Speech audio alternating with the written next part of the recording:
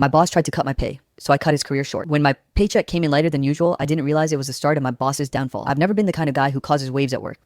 If anything, I've always been the quiet, dependable one. The kind who fixes issues no one else understands, who stays late when others clock out, and who genuinely believes that hard work eventually speaks for itself. At least that's what I used to believe. My name's Ethan Miles, and I work, or used to work, as a project analyst at a large tech firm in Seattle.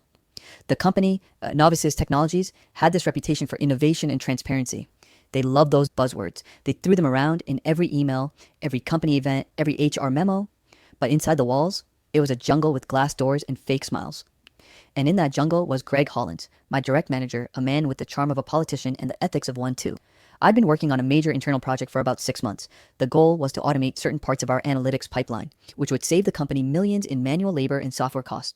The project was my baby. I designed the structure, handled the logic, debugged the nightmares that came at 3 a.m., and documented everything neatly. Greg's involvement, mostly walking around with a mug of coffee and saying things like, "Good work, champ," before taking screenshots of my progress for his weekly update deck to upper management. I didn't mind at first. I'm not a glory chaser. If the project succeeded, the department succeeded. That was enough for me. But then came that Friday, payday. I opened my banking app during lunch, mostly to check if I could afford to replace my dying laptop that week. But something looked off. The deposit was smaller than usual. Not by a minor mistake, but by almost $800.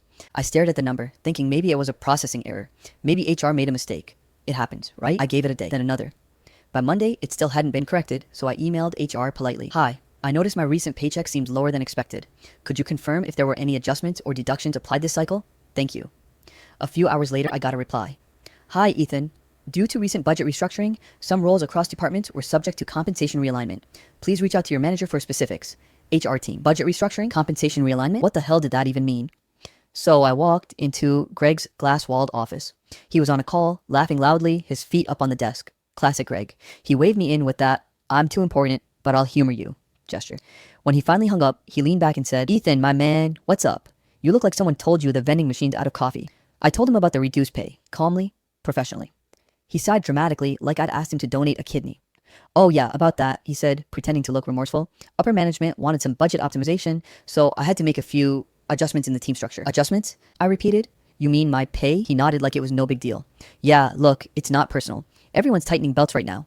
I actually took a cut myself. Later, I'd find out that was a blatant lie." I just stood there, trying to keep my composure. "Greg, my workload hasn't changed. I'm leading the automation project. You said it's the department's biggest priority." He gave a shrug that made me want to throw his overpriced coffee mug out the window. I know, but we've all got to do our part. Chin up, champ. When the project wraps and we present to the execs, I'll make sure you're taken care of."